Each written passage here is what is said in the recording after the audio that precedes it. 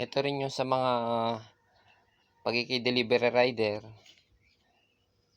mga parcel. Ito rin yung kailangan mag-remit ka sa umaga o kaya sa hapon. Yan. Ito, dito ko din lang kung sa ko na nalaman masyado. Kailangan, pag ikaw ay magre-remit, nakaayos ang pera. Yan. Kung halimbawa 1,000, di 1,000. Kung 100, 100. Huwag magbaliktaran. Kailangan, yan, katulad yan, tao sa tao. Yan. Huwag siyang mababaliktad. Ayan, o. Oh.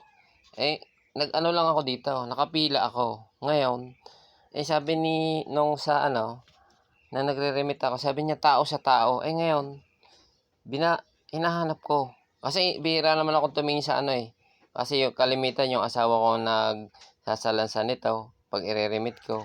Ngayon, hinahanap ko yung tao. Hindi ko makita kasi sabi niya tao kita, tao sa tao. Ang nakikita ko ibon. Di sabi niya, kuya, may problema ba? Ba't ang tagal mo? Nakapila. Pinakita ko sa kanya. Sa halip na magalit sa akin, napatawa. Sabi kasi niya, tao sa tao. Yan, o nga naman, tao. Oh. Ngayon, ibon yung lumabas. Wala akong magawa. Tawa lang ng tawa.